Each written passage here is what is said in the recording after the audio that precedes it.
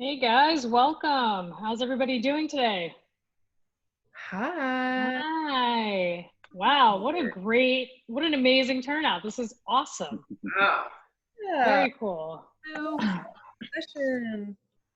Well, if you have not yet opened your wine, I encourage you to start doing that now because we're definitely going to jump right into it and pour yourselves a glass, settle in. Um, once everyone's done that, we'll do a little cheers. But in the meantime, I am really excited to welcome Karen Ruocco. Karen is one of our dear friends at DECANT. She's a huge supporter of us. And earlier, or actually at this point, late last year, she launched her own import company called Five Flights Wine and Spirits.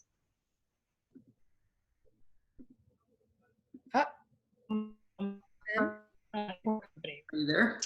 So congratulations to Karen. Just really quickly, hey, Miss Simi, you want to check your Wi-Fi real quick because you're kind of popping in and out. In the meantime, I'll talk. So Karen is amazing. Karen has I'm really excited to introduce everyone if you haven't seen her before. She is at DECANTsf a lot. Usually she's buying champagne and caviar because she lives a good life. And yeah, as Simi, the Italian stuff. Yeah, and before Simi got cut out, she was saying that just over a year ago, Karen told us that she was starting her own import company, and we were like super stoked about it. And we were definitely just like, well, whenever it starts, just send us some bottles and we'll blind taste them with you, and just kind of how we do with everyone. And it has been like, it's been a really cool thing. I feel like if you've had a lot of great Italian wine from us, a lot of it has been coming from Karen's book. So actually, I'll turn it over to Karen for a few minutes just to talk about that part of things before we get into this. Tell us a little bit about your company. Tell us a little bit about how you decided to start your company, what you were doing before. That'd be awesome, please. Okay, well, thank you. And hi, everyone. It's a pleasure. It'd be a little more fun to have everyone in a room together, obviously, but hey, special times.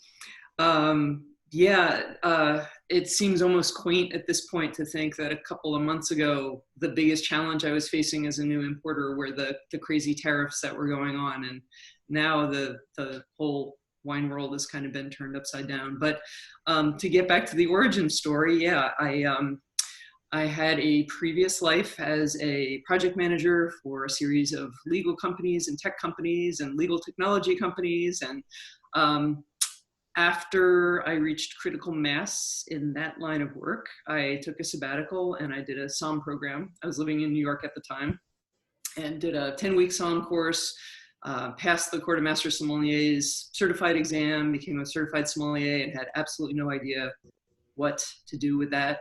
I tried just about every wine job I think there was. I worked in a tasting room, I worked a harvest, I shadowed sommeliers in restaurants. I was sort of trying everything other than sales because I really thought I didn't want to do sales. And then I realized if I wanted to do a wine job that happened during the day, it was gonna have to include sales. So I went to work for a small importer.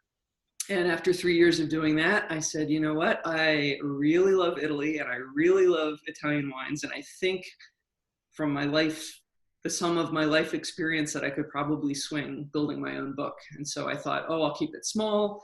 I especially went after emerging producers. The wines you're going to taste today, you're the first in the United States to taste them. So yay, DECANT, thank you.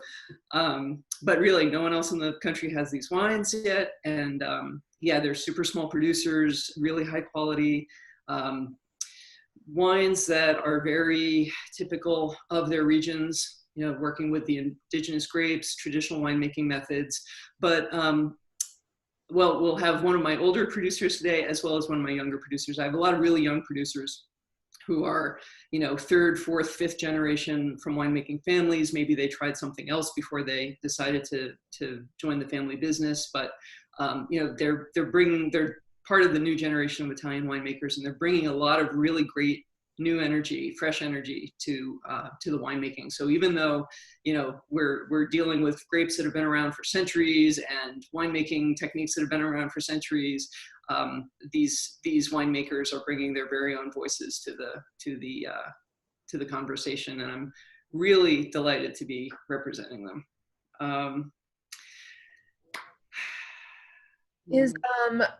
So how long were you working with, before you started your book, how long were you working with the previous importer? Another importer who we carry a lot of items from. Yeah, so I worked for 3 years with that importer, and really dove deep into Italy. I just, their specialty was Italian. All my trips and all my knowledge sort of built around Italy. And so when I decided to break off on my own or start my own book, it was sort of a lot of the same ideas in terms of quality and traditional grapes and traditional winemaking methods, but I wanted to bring some wines that I hadn't seen much around the Bay Area. Everyone knows Barolo, everyone knows Brunello, everyone knows Langanebbiolo's, and I just thought, hey, I'm gonna look for wines that I'm excited about that maybe I know less about. So I did 4 trips last year to Italy, spring, summer, fall, and even at the holidays, and met my producers. I started out at Vin Italy. I have to admit, because that's a great place to start if you want to meet a lot of Italian wine producers in the same spot. Can you explain wines at once? So I did Vin Italy, and also had, some of the producers that I had previously represented. I had told them what I was doing, and they wanted to be supportive. And so I said, hey, if you know someone who's making a really killer wine, let me know. And so a couple of my producers, I wound up being introduced to, sort of through friends. But, met people, tasted the wines, got to know the people over the course of my visits to the year and during the year. And then the first of my wines landed in November. And I did sort of a soft launch before the holidays, because November is a pretty bad time. Like 2 weeks before Thanksgiving is a really difficult time to be introducing new wines to the market. But they got a great reception. I have some really great relationships and really great network in Northern California, pretty much. And then this year was off to a great start. I was so excited. February was great, March was great, everything was going, and then we all know what happened. So, but, pivot, reinvent. No, actually, DECANT has been a huge help to me in all this, because not only did they start off with so many of my wines on the shelf, but they've been so supportive, and I've really been able to get more of my wine to more people through them. So thanks for saying that. That's a big part of sort of what we want to do. Is not only do we want to be able to work with small producers and organic and sustainable methods that show a lot of typicity, but we also want to work with like smaller upstarts, even in the Bay Area and in the country, which I think is really important. That was one of the things I was thinking about, like when the tariffs were hitting. It's like, it doesn't just affect the people at the winery or the big guys, it affects everyone. There's so many people down the line that it affects, including Simi and myself, and then you. But Simi and I do blind taste everything, and when she brought us all these wines to blind, it was really awesome. And we have not been disappointed with anything that you brought us, and it's great. So cheers to that. Cheers to us even through this. Cheers. All of you on here right now, because this is really what supporting small business is all about. Not only DECANT, but also a startup like 5 Flights Wine and Spirits, and also these little winemakers in Italy that we're going to learn all about right now. So, yeah, sorry. You're great. Sorry if my Wi-Fi just dropped out on me, which has never happened before. So I apologize that I vanished, but thank you, Karen and Cara, for picking it up. And I'm glad that you got to learn a little bit about Karen's background, which is really fascinating. And I think it's so exciting that she's really traveling all over right now, Northern Italy, and just kind of collecting this great portfolio of producers. But something really unique is that she went into the Veneto and picked out these fantastic producers. And I have to tell you that, you know, Bardolino, which two of the wines you have today are from Bardolino, which you're going to learn about, is probably a region that I had not tasted in years. And in fact, when Karen brought it in, I looked at Cara and I was like, tell me something about Bardolino. I was like, I know this word, but I don't know anything about the wine. Is it the wine are in Venice, like at bistros? But you know, what's fantastic is, you know, you're looking at both of these wines. The first two wines we're going to try today, the rosé, and then the lighter red, Nogara. They're both from the same winery, but they're both made from the same grapes. And you know, they're kind of light and interesting, but something you don't often see is a rosé that is actually Chiarello is actually, that word means that this is a rosé from Bardolino, and it is specifically a dry fermented rosé, and it has to have a certain blend of grapes in it. Not a lot of appellations around the world pay attention to specifics of rosé. And so for a small commune in Northern Italy to say, hey, we're going to put rules around this, that means that they really have a lot of faith in their grapes that they're producing. So we're going to jump into that a little bit, but without further ado, I'm gonna share my screen with you guys so you can, you know, we have a full presentation just like we do for School of Decant normally.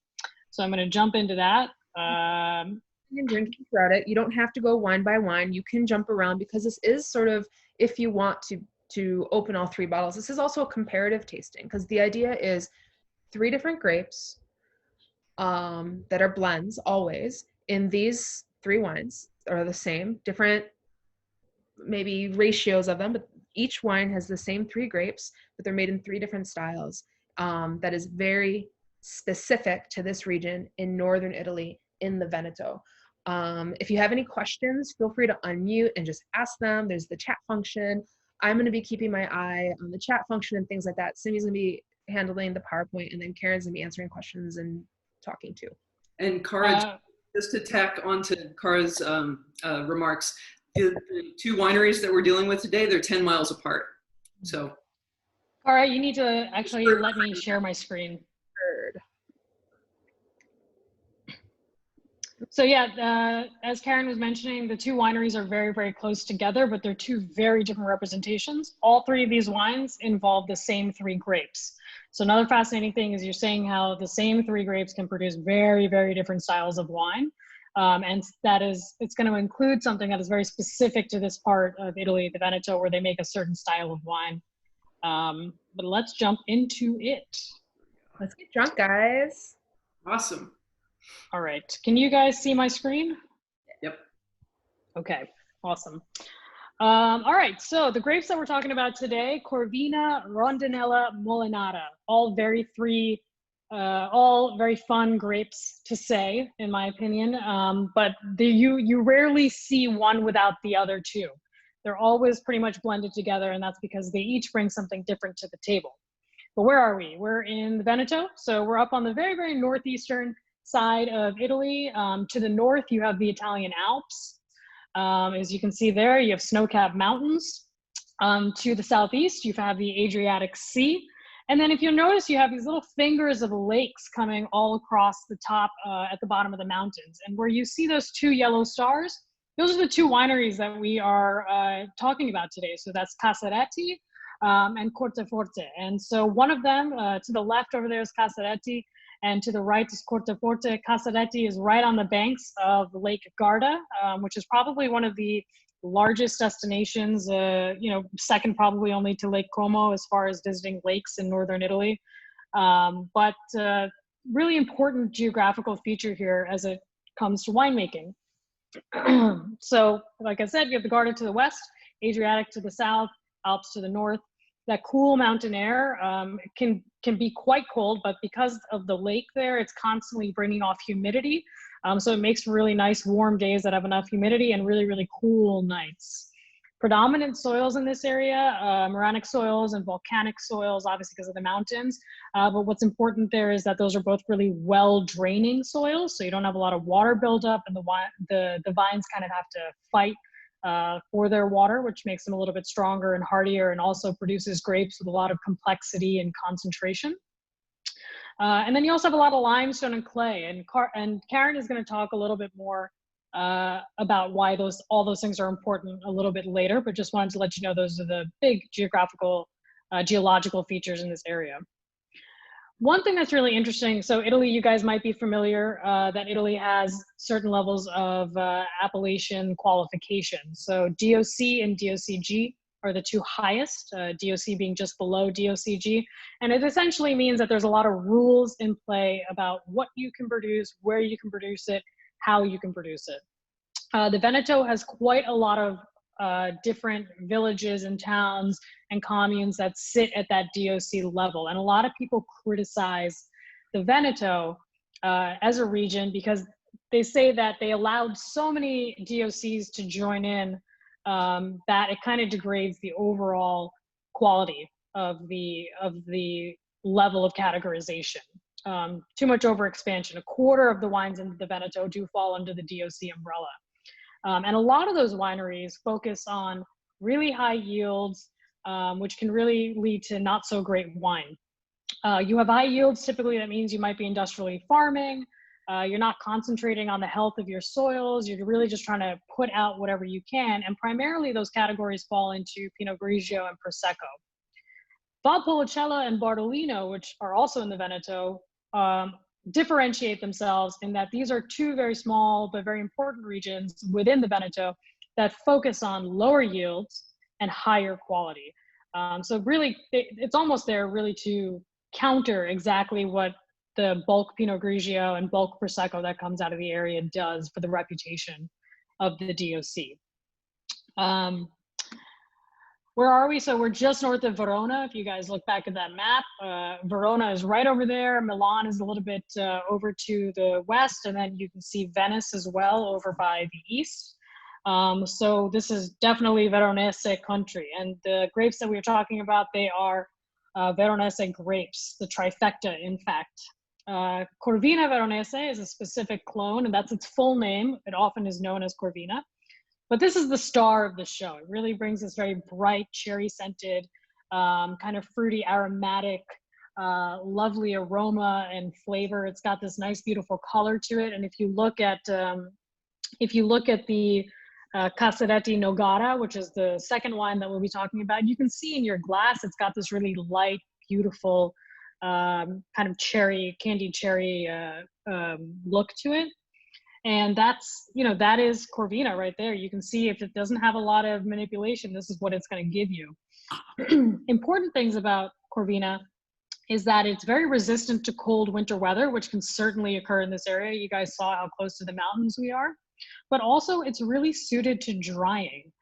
And that's important because up here in this area, when you're talking about the wines of Valpolicella, specifically Amarone and Recioto, which are two specific styles of winemaking in Valpolicella that we're going to discuss, they involve drying out or raisinating the grapes before you make a wine.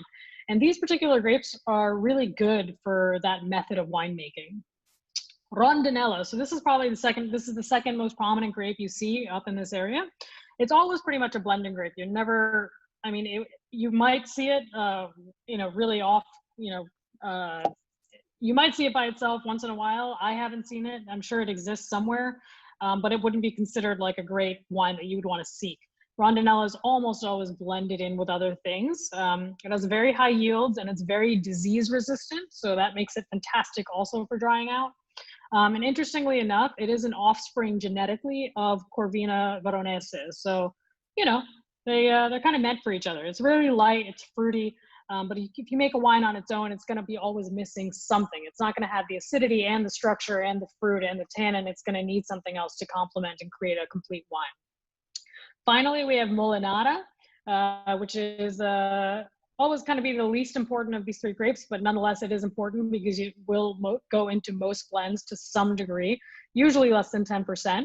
but it's really light body and it brings a lot of acidity. It's not an aromatic grape. Corvina and Rondinella are two grapes that we consider to be aromatic grapes. Molinara is really more there for structure and to provide intensity on the palate. Interestingly, it takes its name from the Italian word molino, which means mill, because when it's on the vine, it takes on this kind of bloomy, almost flower-like complexion. And so that's where the word molino and then molinara comes from. If anyone has any questions, feel free to type them in the chat box. Cara's gonna let us know if we need to address that. So giving you a little 3D view here. So this is really facing northeast. We're sitting on the lake, Lake Garda at this viewpoint. You can see Casaretti is over there. Very importantly, directly behind Casaretti, you see a pretty dramatic valley. That valley extends all the way north into Austria, and it funnels all this cold mountain air down into the region. And then just behind that, you're going to see Corteforte. So only, I mean, as the crow flies, I think we're looking at maybe 10 or 15 kilometers. It's about a 25-minute drive to get from one place to the other. So very close, but you're talking about two different communes with two different sets of laws. Casaretti, we are in what is known as Bardolino. And then when you go over that hill over there and you hit Corteforte, you are in Valpolicella. So what's the importance there? Bardolino, that whole area that's sitting along the lake is Bardolino, and within it there's about 17 different villages or communes. So you can be pulling grapes out of any of those 17 communes, and you will be able to label your wine Bardolino DOC as long as it follows some other basic rules. The most important of which are going to be the blending rules. So it has to have, the chunk of it has to be Corvina Veronese. And you might notice that there's another grape called Corvinone, 20%, which is genetically a different grape than Corvina Veronese, but often they get confused. But it has been proven in the last century or so that these are genetically not related. But they do present kind of similarly on the palate. And then also has to have a pretty nice chunk of Rondinella, and then no more than 15% Molinara. Generally, these wines for Bardolino, as you can see even in your glass, are going to be much lighter than Valpolicella and a little bit more aromatic and more dominated by Corvina and Rondinella. And then Chiarello, as we're talking about, wine number one, this is a dry rosé particular to Bardolino, and it still has to follow the same blending rules. So all wines, whether you're making sparkling wine in Bardolino, a rosé wine, or a red wine, these blending rules apply for what you're doing. So jumping into wine number one, I'm going to let Karen talk to you a little bit more about Casaretti, since she brought these guys over to us. Well, thank you. Yep, this is you're looking at Stefano Rossi. He and his brother Gian Maria are the third generation to farm their grandfather's land. And they are in Calmacino, which is a tiny town about 3 miles south of the town of Bardolino. And they're about 3 kilometers from Lake Garda. So you can see from the hillside behind them that light soil. That means, you know, there's plenty of limestone in there. They're moranic soils, which if anyone's a geologist out there, I apologize for oversimplifying, but basically a moraine is the pile of rocks that a glacier leaves after it's pushed down a mountain. It sort of bulldozes these piles of rocks and just like leaves them. And glaciers form the lake, they form the hills, they form the valleys, and they left this gorgeous, well-draining soil full of calcareous, sort of chalky clay, limestones, really, really great grape growing soil. Stefano is farming organically. He's doing a little biodynamic, you know, planting with moon phases, that sort of thing. He's using essential oils and what they call green manure, which is they have a practice of chopping up some of the grasses and the weeds in between the rows and using those to suppress weeds further, kind of like mulching. They are also very focused on small yields. So they're farming about 14 hectares of vineyards, and they don't produce very much wine. They don't produce very many grapes, and the yield, suppressing the yield or keeping the yields down and organic farming will help do that, as well as the biodynamic processes will help do that. It really improves the quality of the grapes. So they make less of it, but it's really great quality. Karen, how many hectares did you say there was? I'm sorry? How many hectares did you say? Their total estate is 14 hectares. The wine that we're going to be enjoying, or are enjoying, the La Nogara Bardolino Classico, that comes from a single parcel called La Nogara, hence the name, which is only 1 hectare. So Adam yeah. asked how many acres is that? So the total area that they have 14 hectares, it's about 34.5 acres, and 1 hectare is usually about 2.5 acres. Yeah. Yeah. And he is standing right. This is the picture of the La Nogara parcel. Oh. And all the grapes, he's got rows of Corvina, he's got rows of Rondinella in there. His grandfather planted these vineyards. They're not all, his grandfather was planting around the turn of the 20th century, beginning of the 20th century. So they're not all over 100 years old, but there are some very aged vines in this plot, as well as some of the newer ones, which they just plant as other ones might die out. But yeah, it's a single vineyard, and this is, he puts the best grapes into the La Nogara. He actually, one of the things about the soil,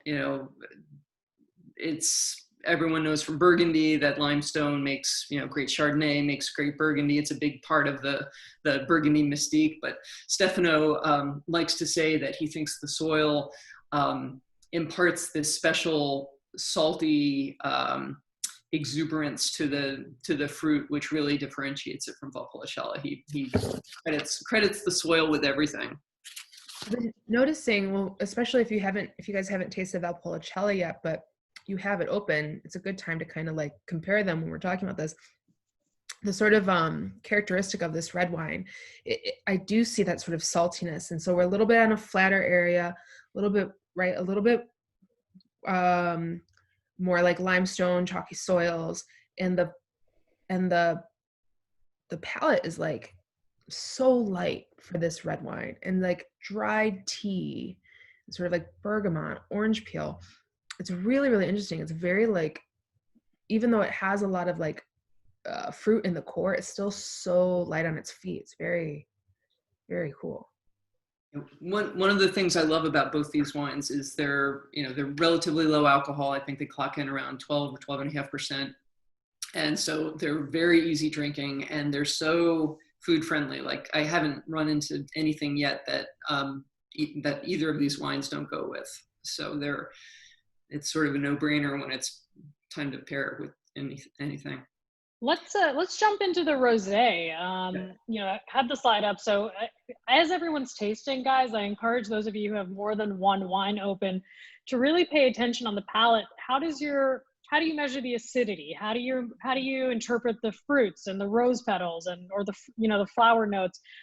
Acidity, if you guys don't know, the easiest way to kind of measure acidity would be by how much your salivary glands react to the wine you're tasting. So if you swallow something, it's like when you bite on a lemon and your mouth just keeps salivating. That would be how we measure the acidity in the wine. As far as the notes and the fruit, just fruit, florals, herbs, things like that. Just take note, because this is rarely do you get to try 3 very distinct styles of wine that have all the same grapes in them, and really get to see, okay, how does blending play a role, and how does vinification methods play a role? And we're going to talk about all of that. So let's start with the rosé, which is just a really beautiful color. But Karen, do you want to jump into it? Tell us how this wine is made. Yeah, sure. I actually just recently discovered that, or learned, I should say, that the Veneto is the oldest among the oldest place that Rosato was produced in Italy back in the 1800s. It was the first to come out with a Rosato style, and so these guys have been making rosé for a long time. One of the interesting things about this particular Chiarello, and Chiarello is really sort of just dialect for pale, or refers to it's the local way of saying rosé. So the blends are similar. The same grapes in both the Bardolino Classico and the Chiarello, but Stefano makes his rosé as a rosé. A lot of folks in the region and a lot of rosé makers just in general, they will very often go to make their red wine and then they'll just take a bleeding of the early juice off of the red wine and sort of as a byproduct just say, oh yeah, I've got a rosé now to sell as well as my red. And it helps concentrate the juice of the red. But this is a rosé, Stefano's rosé, the Chiarello is made specifically as a rosé. So he's got special vineyards from which he picks grapes a little bit earlier. He knows the vineyards that produce the grapes that have a little higher acidity, and he makes this wine to make Chiarello. It's made completely separately from the Bardolino Classico. So that's an interesting point about that. And he vinifies it actually more like a white wine, where he's not letting it sit on the skins very long, and he's taking the juice off the skins relatively soon, and fermenting in stainless steel, and it preserves that acidity and the freshness of the aromatics. And I really enjoy the wild. I get wild strawberry, a lot of herbs, wild strawberry, a lot of juiciness out of this wine. It's best drunk young and obviously chilled.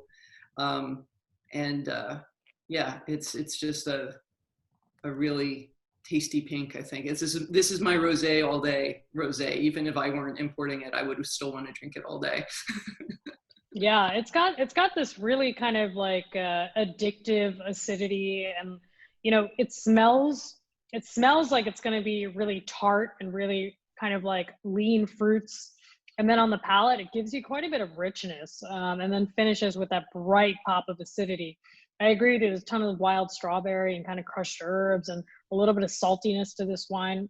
Yeah. It's great. I mean, it just makes you want to keep going back. And it's, it's 12% alcohol. Actually, it's 13% alcohol according to this label, but it just drinks very easily and it goes down pretty nicely. Yeah. Car, has anyone asked any questions in the meantime that we need to address? Yeah, so Andrew was asking about what free run must is, and I sort of explained that it's the juice that sort of comes out of the press before the actual mechanical pressing starts, the least bitter, usually very light in color as well, or lighter in color depending on the grape, and the least tannic because it hasn't been like crushed against the brown stems and the brown seeds and too much with the skins. Right. So these grapes, even though they're red grapes, the juice doesn't spend much time on the skin. So he takes it off as soon as it gets the color that he wants it to be. And then when you mentioned how sometimes people make rosé from complete free run versus how he's making it, which we would usually call direct press. So yes, a lot of rosé, especially like in warmer wine regions or areas where they're making wines that are supposed to be bigger and bolder. Let's just say Napa Valley for example, but almost everybody kind of does this. They'll bring in their Cabernet Sauvignon, they'll throw it in the press, that early bit of free run juice, they'll tank it off. It's going to be lightly pink. They're going to put it in a tank and let it do its own thing. And then they'll press the next sort of set where there's less juice to the skin to get more anthocyanin, all of the aromas, tannin, flavor sort of profiles which live in the skin, with that juice to then macerate, to press, macerate, and then ferment to get a more powerful, robust red wine, as she was mentioning. However, you can also do direct press rosé, which is what this is. So he's picking his grapes at a certain time in order to make rosé. So yes, this color is going to be light and things like that, but it's not just because it's just the free run that's being put away. He is using only the free run juice, but it's not a byproduct. It's actually what he is going for because he's picking it. It's intentional. He's a very intentional guy. I should have told you something about Stefano. Obviously, he's very young, as you could see from his picture. He's got when I last visited, his second son had just been born, and he's got a 4-year-old or 3-year-old. young. I think the 3-year-old was just getting ready to turn 4. And it just, he doesn't speak, virtually speaks no English. And my Italian is, it's a work in progress. So but despite the language, like it's, the nice thing about, well, and I'm Italian American, so you can explain a lot with your hands. And I just was so taken with his energy and his passion for not only the winemaking and the wines, but just, you know, walking around the vineyards with him, and he's saying, oh, you know, my grandfather did this, and La Nogara means walnut because there used to be walnut trees around the vineyard, and it's stuff like that. It's meeting people like Stefano that I think is one of my favorite parts of this whole enterprise. Cool. Let's jump into the Nogara then, because I think this has become probably one of our best-selling wines at DECANT, because it does fall under that $25 price point. It's a little lower in alcohol. It's a wine that you can throw in the fridge. It goes with spicy food. It goes with vegetables. It goes with fish. You can pretty much have it with anything. And it's super versatile, and it's really delicious, and it's different. It is unlike a lot of wines that are out there. So 70% Corvina, 30% Rondinella. Karen, tell us about La Nogara. Yeah, so I said a little bit about the actual vineyard already. It is the smallest and oldest vineyard of their estate, or their And this picture is in that vineyard, correct? Yes, and this is Corvina, I believe. If I'm not mistaken, this is Corvina at harvest. And yeah, and it's just the pictures don't show it so much, but it was a hilly vineyard. It's a hilly vineyard, so it drains really well. Again, we're talking the moranic soils, the limestones and pebbles. By the way, just as an aside, we'll get to Valpolicella in a minute, but really different soil. So this is blended, the fruit macerates, which basically just means like you put the grapes in a tank and they sit, and the juice sits on the skins for 8 to 10 days, and then it's pressed. And it's, again, this is stainless steel. So both these wines are just stainless steel vinification. There's no wood, there's no oak aging. So you get that really fresh fruit, and you really get the dynamism. Is that a word? I think it's a word. The dynamism of the grapes. And so, yeah, it's aged for 6 months in stainless tank. Again, this is another wine this is not a wine to like lay down for the ages. You don't want to be drinking this particular vintage of La Nogara probably in 30 years, but it makes it a great picnic wine. It's a wine of the moment. As Simi mentioned, you might want to throw it in the fridge for 15-20 minutes before you serve it to get a little chill on it. The chill sort of tightens up the wine, so there's very low tannins to begin with, but oftentimes if you chill a wine, it'll help bring out what tannins there are, and just sort of tamp down the fruit a little tiny bit. But yeah, I've both these wines I love with fried chicken. Those are personal favorites. They're great with anything Italian, obviously, but also burgers, and this is a great barbecue wine. Fabulous barbecue wine. One thing I want to mention to everybody, if you guys look at this photo now, assuming these are Corvina grapes, but this can apply to all 3 of these grapes. If you look at the grapes that are kind of like at the bottom left hand of the picture where the sun is really hitting them, you see that these grapes are pretty juicy and pretty large berried. But then also you can almost see through some of the grapes. These are very, very thin skinned grapes. And that's really important when you're talking about making a wine that is so light in concentration.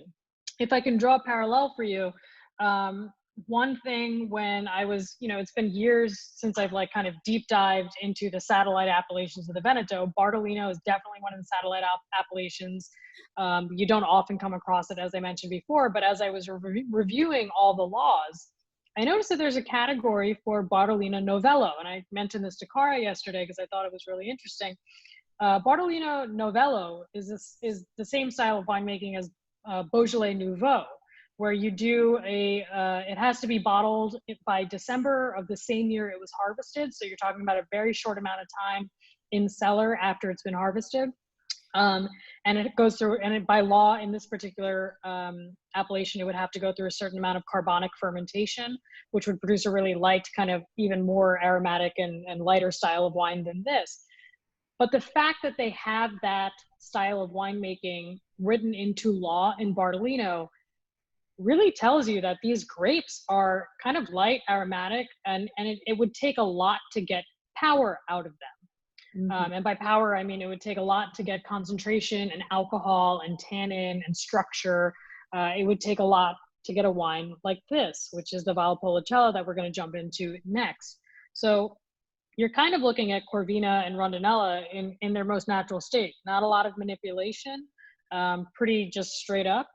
When you smell this wine, when you taste this wine, you know, if anyone has any comments on any tasting notes that they find intriguing or unexpected, feel free to put them into the chat box. But this wine has a lot of stuff going on. And I think the savoriness and the herbaceousness and the fact that it's kind of middle of the road as far as structure, and by that I mean has acidity, has a touch of tannin, has a lot of fruitiness, has a lot of savoriness.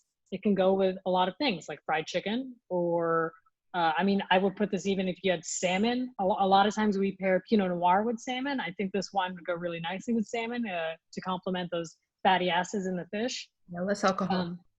Yeah, and less alcohol. But this is a really super interesting appellation, and you know, just Beaujolais is something we're all more familiar with. So if you kind of think of Bardolino like Beaujolais, I think that's a good way to kind of normalize or relate to this particular area in your mind.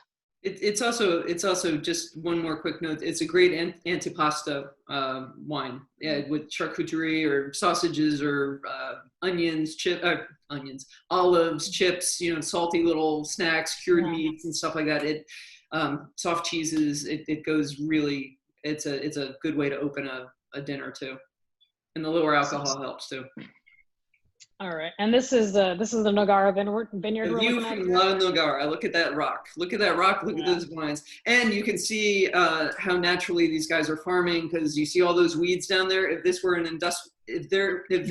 industrially farmed or managed vineyard, there would be no weeds, and you just see little bare vines there. So this is a very natural, happy. This is lush. Yeah, there's life all over the place. There were all right, so there. Sorry? There were a lot of bees. I noticed a lot of bees there when I was there, so I thought, oh, that's a good sign. Bees are our friends. Yes. So Valpolicella, let's jump into it. So moving further east into the Veneto, you know, not that far east, but you're still moving east, suddenly we're getting a very different style of wine. So here's Bardolino in my glass, for those of you who don't have both of them open, and here is the Valpolicella in my glass. Valpolicella, definitely one of the more famous winemaking regions of Italy, primarily because of the wine Amarone, which we're going to jump into in just a moment. But these wines of Valpolicella, always more structured, more concentrated. Recioto de Valpolicella and Amarone del Valpolicella are two different styles of wines that come out of this area.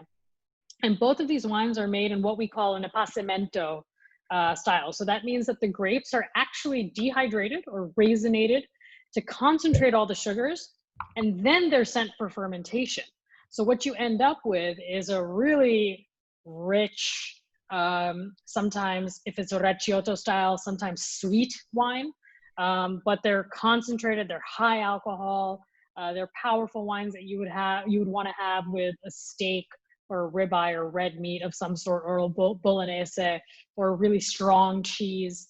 So Amarone is going to be, you know, it's gone through the dehydration. Typically you would dehydrate these grapes, you know, you take them up to the upper stores of your barn, lay them out on these straw mats, let them dehydrate for a little while, a couple of weeks or a few months, and then you bring them down, press out whatever little juice is left, and ferment it. So very labor intensive process. You don't get a lot of yield out of it, so ends up being quite an expensive wine. Recioto, in an Amarone, you're always going to ferment it dry. If you guys are curious about that style, we do have some in the shop that you can come in and check it out. And then the Recioto style is going to be an additional month of raisinating. So it definitely can reach higher potential alcohol because there's more sugar in it. But then it's also not fermented all the way dry. So you'll often get the semi-sweet or sweet wine, which is great for cheeses and desserts and things like that, or even on its own in some occasions. But it is kind of, it's a powerhouse of a wine as far as alcohol content. The blending varieties that you're going to see here for Valpolicella, again, Corvina makes up the bulk of it, minimum 45%, but you can use Corvinone up to 50%. Rondinella, a smaller proportion here, 5 to 30%. And then the other 25% can actually be other grapes. It doesn't have to be Molinara. Most of the time it is. There are a handful of other non-aromatic grapes that you do find in Valpolicella that can be used to blend in, but most of the time, I mean, 9 times out of 10, it's going to be Molinara. And then the aging requirements are pretty important here, which what we have today, you have a Superiore, it's going to be 1 year from January 1st of the following harvest to be a Superiore. So there's a lot of, in Italy, we know this, we have a lot of different labeling laws that can be super confusing to read an Italian wine bottle sometimes, especially when you jump from commune to commune. But Superiore, generally when you see that, it means that there is an extended amount of aging or that the alcohol content has to be a little bit higher. So we're going to jump into that in regards to this particular wine. The Corteforte. This is what we are drinking today is a Valpolicella Ripasso. The first thing, if I can jump in really quick, yeah. I asked the group, I said, can anyone tell a difference on the nose right away for this wine? And Sonia was like, raisins. Like there's a difference. Same grapes, right? That we had, but an entirely different feel. Yes. Why is that? So that's the Ripasso. And Ripasso, what's interesting is the way that I laid out these slides. So when you're talking about Valpolicella, let's say the most entry-level basic that you're going to talk about is just Valpolicella, basic. Then you have Valpolicella Superiore, which is what we're drinking here. And then you have Valpolicella Ripasso. Then it gets more powerful with Amarone, and then it gets even more powerful with Recioto. But you cannot have a Ripasso style without having the Amarone or the Recioto. And that is because Ripasso wine is when you take a good old regular Valpolicella that you've harvested, made a wine just like you would normally make a red wine. That would taste a little bit more like the Bardolino, just lighter, easy, fun, lighter style. And then you take that wine and you basically kind of pour it over the used grape must of those dehydrated grapes that were left over from your Recioto or your Amarone. So the juice of this wine is running over those used, spent, raisinated, sugary, kind of alcoholic grapes, guess what? The wine is gonna pick up more sugar, and then you're gonna start a second fermentation. And so Ripasso literally means repassed, because you're taking the juice of this Valpolicella and you're repassing it over the spent raisins, let's say, and you're kickstarting another fermentation. And that's when you end up with Valpolicella Ripasso. So even though the direct grapes that went into here did not themselves get raisinated, this wine was in contact with raisins, and it went through a second fermentation, which increased its alcohol content, increased its sort of broadness and power on the palate. And it makes a really unique style of wine. And it's not a super, it's not a style of wine that's necessarily been around for a super long time. It might have been around for a long time, but it wasn't really officially recognized until 2010. That's when they got a DOC, and you can tell it's a DOC because it's got this little label here on top. But that means that Valpolicella Ripasso Superiore means that it's gone through that whole thing, and then on top of it, it has to hit a minimum of 13% alcohol.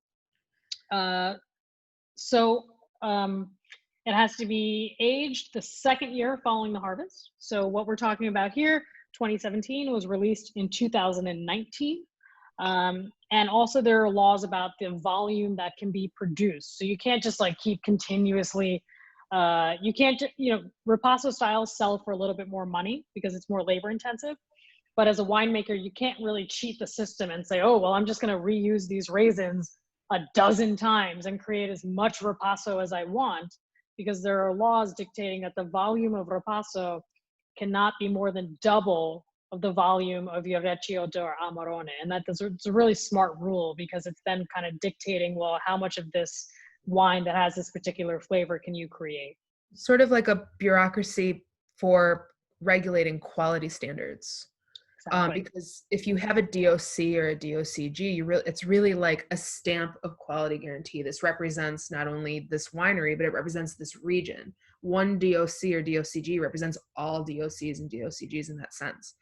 So if you're passing off something terrible or you're cheating the system, the market is not going to see the difference between you, the neighbor down the block, or the small farmer 6 miles away. Yeah. Does anyone have any questions on this particular slide before we move into the wine specifically that Cara has been asked? No, I've kind of just been like saying that it goes, and asking my own questions because learning everything.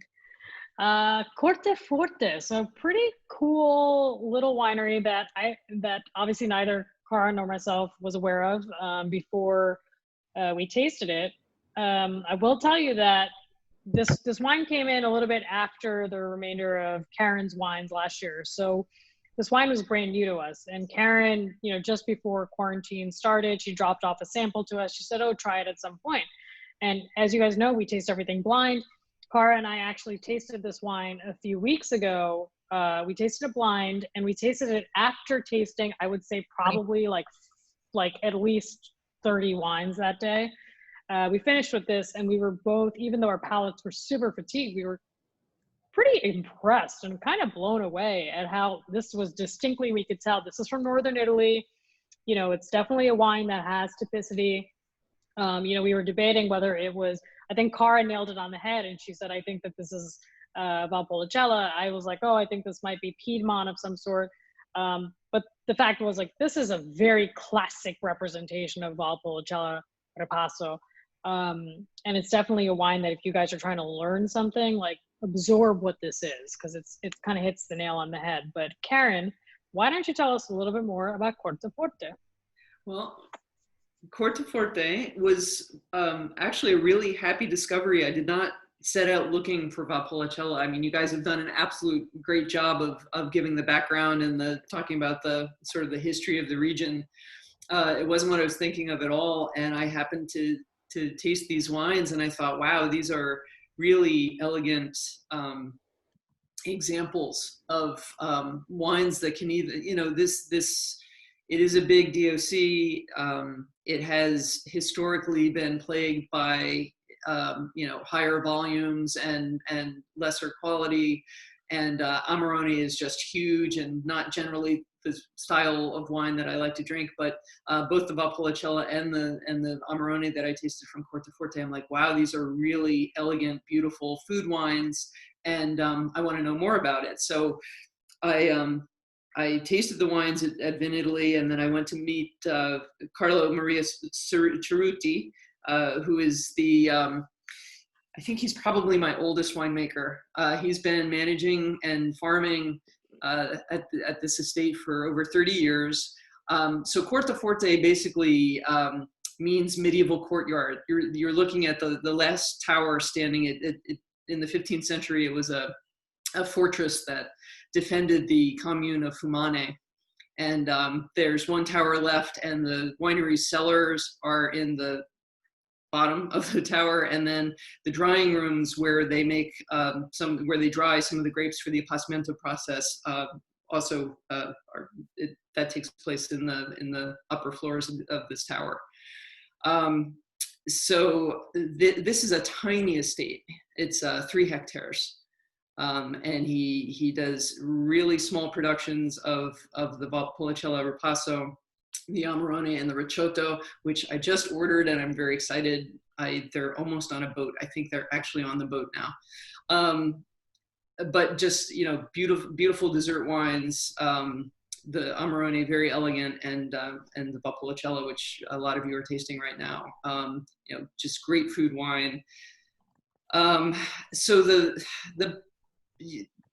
I think Simi and Cara have covered a lot about, you know, the grapes and the processes. There's Carlo, good old Carlo. Carlo's the kind of, it was so hot the day I took this picture, and so he didn't have his jacket on, but Carlo's the kind of guy, and I love this about Italy, like he'll wear a suit in the vineyard. Even he's farming, okay? He's in a cellar and he's farming, and he'll have this beautiful Italian suit and these nice, like he had these nice Italian shoes on. I think I had hiking boots on, and the guy's got, yeah, I love the Italians. Anyway. On the Google Maps, it said there were a night at Corteforte right now is only $90 a night. They have so in addition to the tower, there's an old farmhouse now around the tower and around the winery, and they've turned it into an agriturismo, and they have really beautiful, comfortable, classic Italian countryside rooms. And a lot of, I think most of them, if not all of them, have views of the vineyards, and it's really nice. Their hospitality is great. But I want to make sure that I talk about the soil here. So they're in Fumane, which is one of the communes of the Valpolicella Classico region. It's some of the best soil in the region, and it's largely volcanic. So we're going from, you know, the moranic and the clays more over by the lake. You're going to more mountainous, more limestone, more basalt, yeah, so different soils, but some really great soil in Fumane. You can also see the classic stone walls. Those walls are so old, so many centuries old. But you can see from the soil how much limestone is in there, and yeah, that's some of the best sites in the region have the most limestone. Yeah, it's an interesting thing whenever you're in a vineyard. Kind of a pro tip here, guys, is if you look, almost every vineyard has some sort of stone wall somewhere because they provide support, obviously, in certain areas. Whatever that wall is made out of has come out of the vineyard. So don't be fooled if you see a nice grassy top, because probably a foot, 2 feet, 3 feet, or maybe a couple yards underneath that is that rock. Mm-hmm. So just think about, you know, the intensity that these vines have to dig through. I mean, they're going through that rock at some point. So when we talk about the importance of old vines, this is something that we always echo and we always talk about in all of these classes, is old vines means that the vine has struggled and it has fought its way down into the earth to pick up nutrients, to pick up water. And when you look at the walls over there, you're seeing exactly what it's fought through. All of that fight creates really beautiful, concentrated, complex fruit. And so when we talk about old vines and we talk about organic farming and all of that, it all translates to really wonderful fruit on the other side of it. But this wine in particular, so now this is an example that we're seeing a little bit of Corvina and Corvinone. And interestingly, in this, when the blend is red here is 70% Corvina, Corvinone. There's no distinction on what the proportion of each of those grapes are, but it is they are two distinct grapes. But this is such a gray area when you're studying Valpolicella and when you're tasting wines from Valpolicella. It's a little bit difficult to know the difference, which is why we have not spent a lot of time harping on it. But just want to throw that out there for you guys in case anyone has questions about it. We don't probably have the answers. But Karen, you want to talk about this one? Yeah, I also wanted to point out PODERE BERTAROLE. Just PODERE basically means farm. So this is a single vineyard, and it's an old vineyard. And as is typical of the region, all the grapes grow in the vineyard. Like, it's not the Corvina vineyard is over here and the Molinara vineyard is over here and the Rondinella vineyard is over here. It's like there's half rows of all the grapes growing in the vineyard. So the vineyard, these vines in this particular single vineyard are all over 30 years old. They hand harvest, which that's pretty unusual in, Simi was talking about how much wine is produced in the Veneto and at what scale. And so you have a lot of industrial farming. You have a lot of, tractor picking or automated picking system. So to pick, I mean, it's a small vineyard, so they don't have all that many grapes to pick, but still to do everything by hand is really something. And then as Simi explained, this is the Valpolicella Ripasso, which means it's basically a red wine that's been fermented twice. They harvest in the fall and they vinify a red wine from these grapes. And then so they ferment that dry, it rests over the winter, and then in April they induce the second fermentation using the pressed skins and the pomace and stuff left over from making the Amarone, and induce the second fermentation.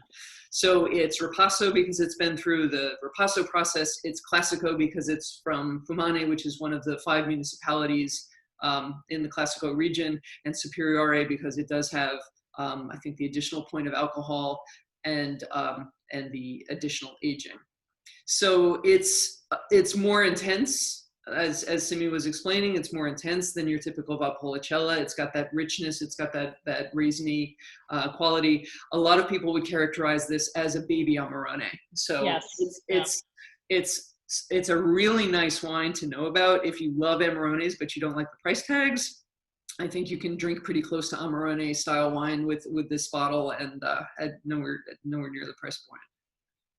Yeah, and it's definitely a great snapshot. If anyone is not familiar with Amarone, you're forgiven because generally those wines are super expensive.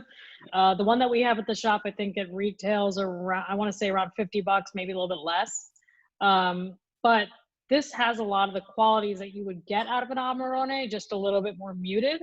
You have that raisiny fruit, you have that elevated alcohol, you have that little bit of concentration, still some really nice acidity. If you were to turn this into an Amarone, it's definitely going to be all these things, but just at a much stronger, more powerful level. So it's a really good wine to introduce what the basics are for an Amarone, for sure. And for folks who drink a lot of a lot of California reds or reds from other countries and maybe want an introduction to Italian red wines, it's a nice bold red wine that goes great with barbecue and grilled meats and stuff like that. It's a really nice entree into Italian wines, I think. I was mentioning in the chat actually that Amarone and Valpolicella Ripasso are often for blind tasters, for sommeliers, mistaken for Zinfandel. And like Amarone and Zinfandel, especially something like a producer like Turley and an Amarone like produced by someone like Massi, they're going to be big and huge and like really burly, and need like big food to hold up, and can also like get you smashed pretty quickly if you have like 3 glasses. Yeah, and also they benefit from a lot of aging as well. For sure, they benefit from a lot of aging. Whereas something like Valpolicella Ripasso Superiore, like we're drinking, and something like a Dry Creek Valley Sonoma Zinfandel, they're a little bit more on the same side. And that's because Zinfandel grapes tend to raisinate on the vine at the same time that those bunches are staying fresh.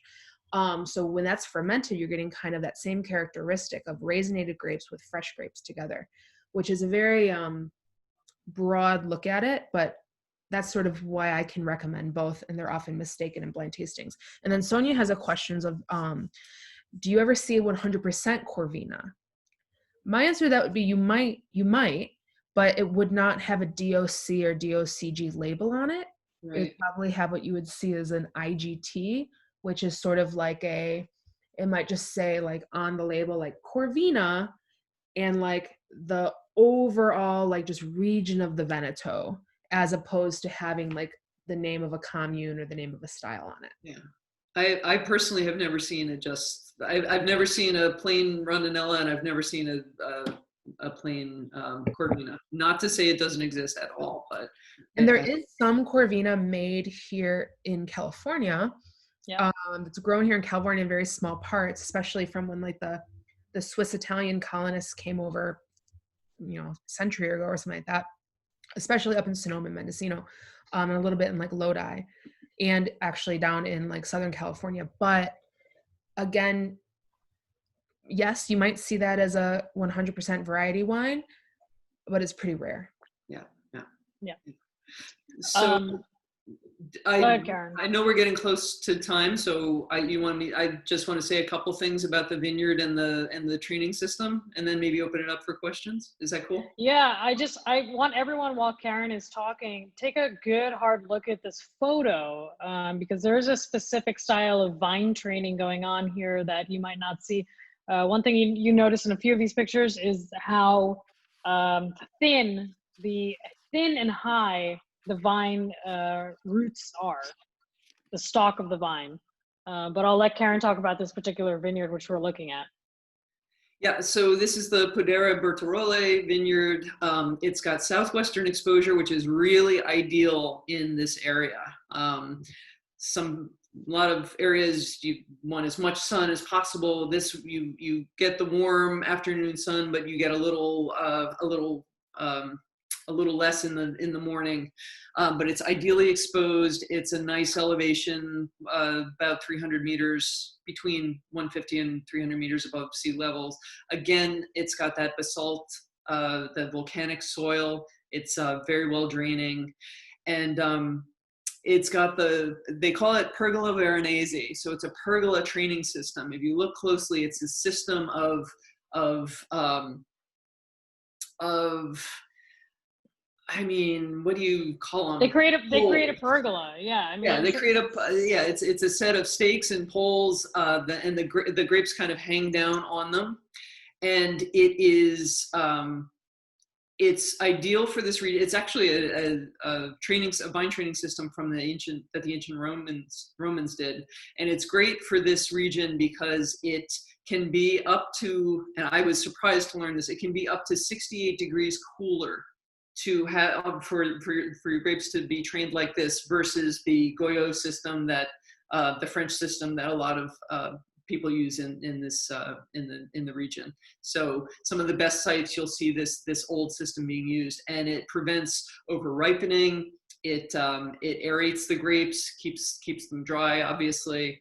And it's more expensive to do than Goyot because obviously you have to do everything by hand. There's no room anywhere in there for tractors. So all the training, all the vine work, all the picking, everything has to be hand done. So it naturally suppresses the yields. And if we've learned nothing from this whole presentation, it's like lower yields are better wines, better grapes, better wines.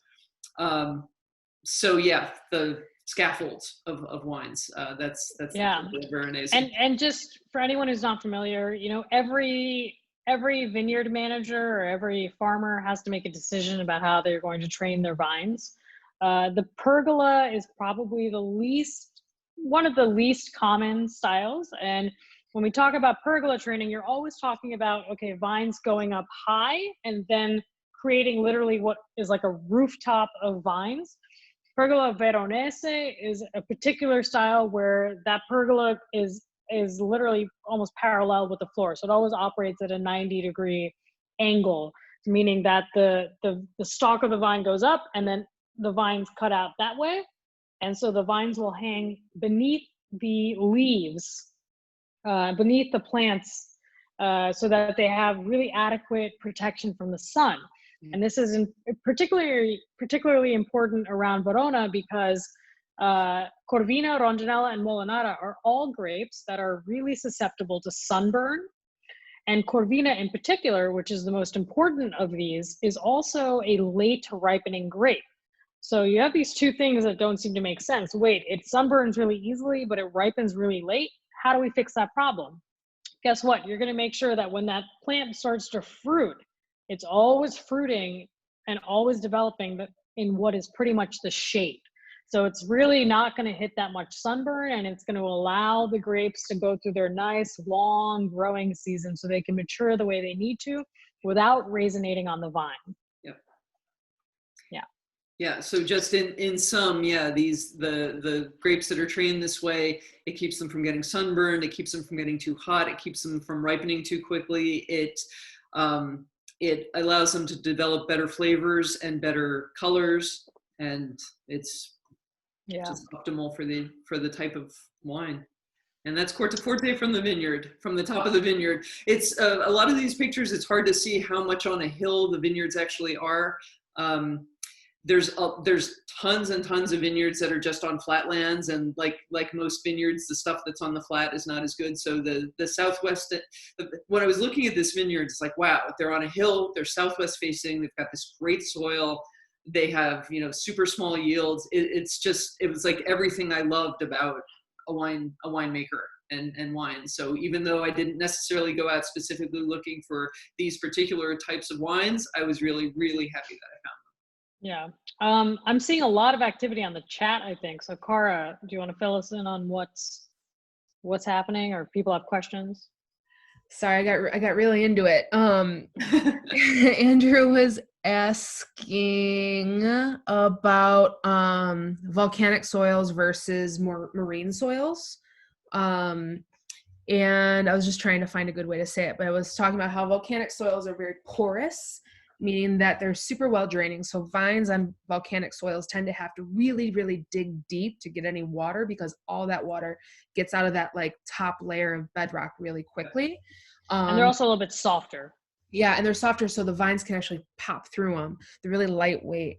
And because they're usually darker in color, whether they're black or red because of iron oxidation, they absorb heat, which helps during which helps in the early morning, especially if there's areas that have a lot of fog, or they're just not getting a lot of, you know, or they're really high elevation, as opposed to marine soils, which are much more water absorbing and tend to be cooler, and then they're lighter colors, so they reflect light back onto the vines, blah, blah, blah, blah. I'm actually going to put a link because I wanted to make sure that what I knew was correct, and it was. I'm going to put a good link I found on here.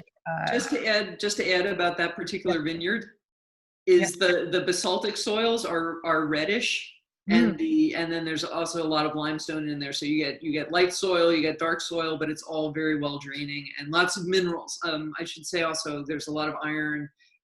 I think especially in the red basalt, and you know, we can go into a whole nother class on soils and tastes in wine, but I get like an irony kind of bloody note sure. into the Valpolicella. There is kind of this sanguine aroma. Yeah, exactly. When we talk about like minerals and soil stuff like that with wine, you cannot like taste a wine and be like, oh, this comes from volcanic soil. But it's sort of like when you're like, oh, this was grown on this island and it's all volcanic, you're like, oh yeah, I can like get that.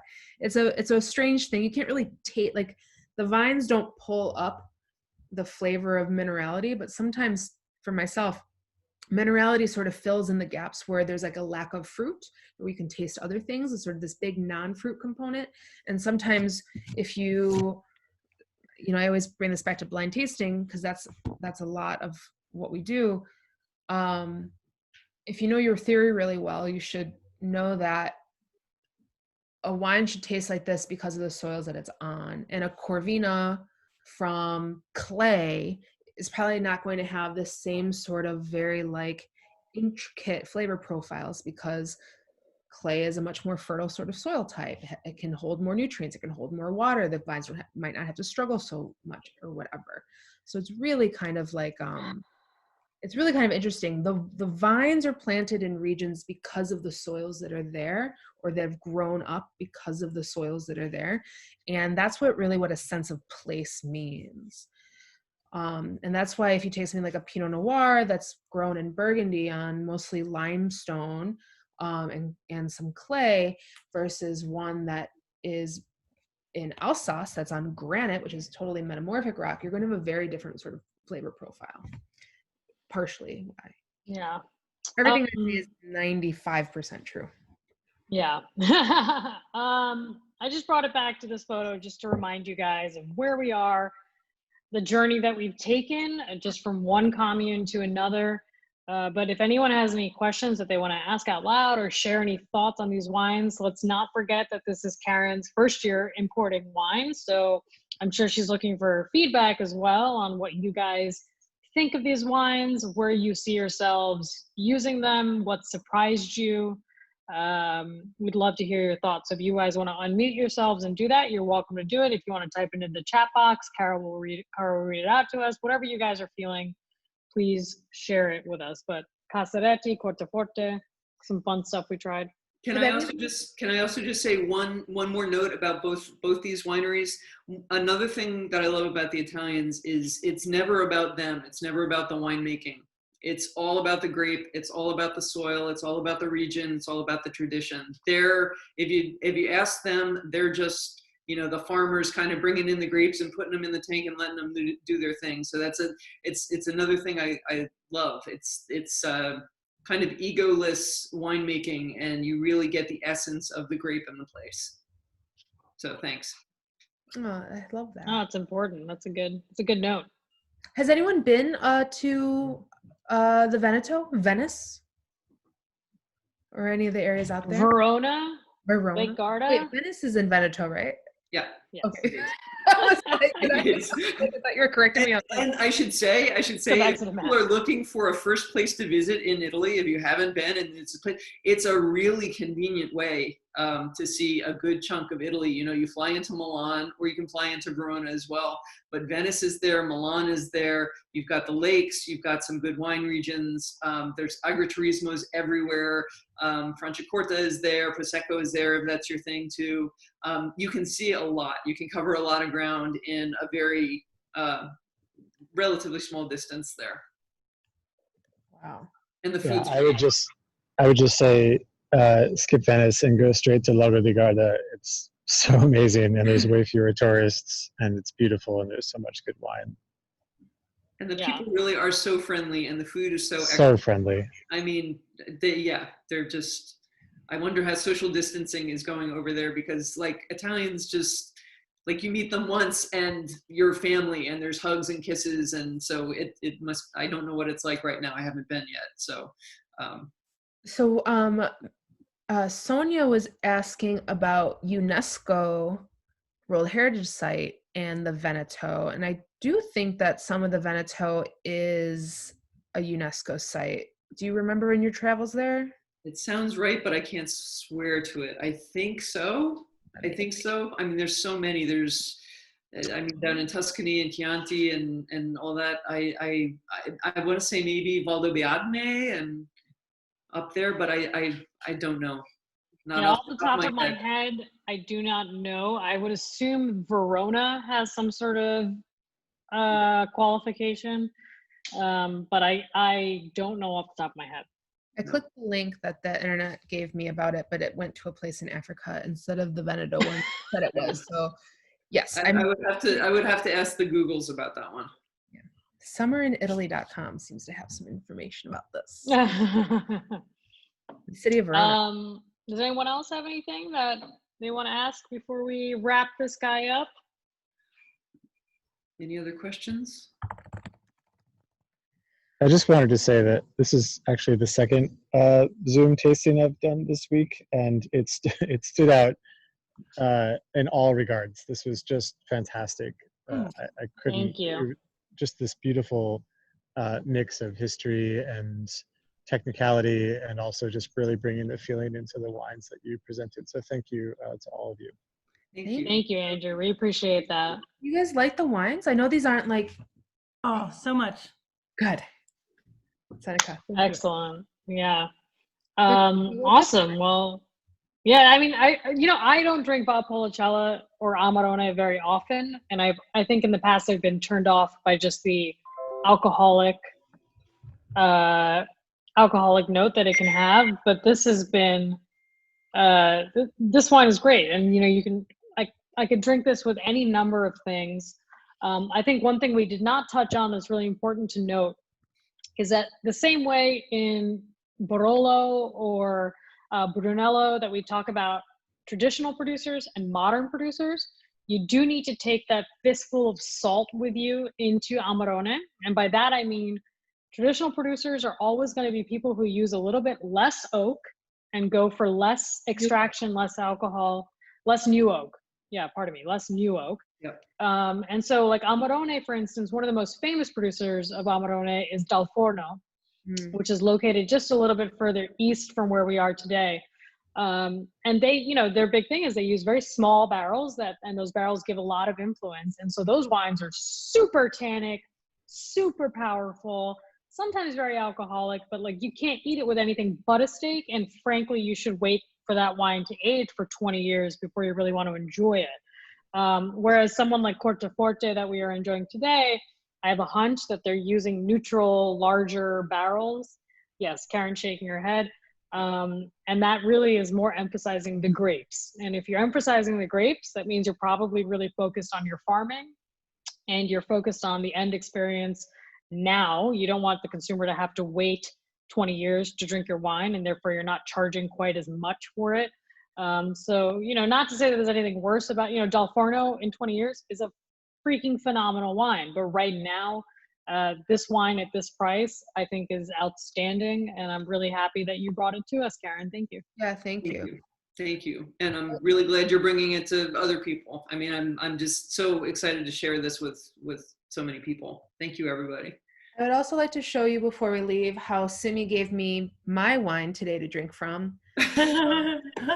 This is what we call a kitchen decanter, what chefs drink wine out of at the end of the shift, where they just straight up go like that with whatever is left over in bottles. But I've been enjoying it very much, actually. Believe it or not, I gave Cara those things, and then on my way home, one of these bottles popped open in my trunk. So you know, what can you do? Yeah. Thank you everyone so much. We'll have more tastings and stuff every week. We're trying to do this every Thursday. Sometimes we're going to at least be doing at least one big class every month like this as time goes on. I just want to let you guys know, because a lot of people have been asking, like, when are we going to open back up as a bar? And honestly, like, though, to be 100% honest, the sort of restrictions that are placed on bars and restaurants right now in this sort of first phase are a little bit too intense for us to be able to do. You know, plexiglass partitions every 6 feet, like that sort of stuff. It doesn't really work. So we're going to continue as a retail shop and virtual tasting spot for now. And then we will, at least probably through the summer, and then we'll figure it out sort of, we'll update you in August and see what happens. But until then, please keep joining us and drinking from home and not having to pay any corkage fees. Yeah, and if there are any regions in particular that you guys want to explore that you would like us to maybe consider for the roster of virtual tasting, shoot us an email or drop us a message on Instagram. We're definitely open to, you know, listening to what you guys want to learn about. So just let us know.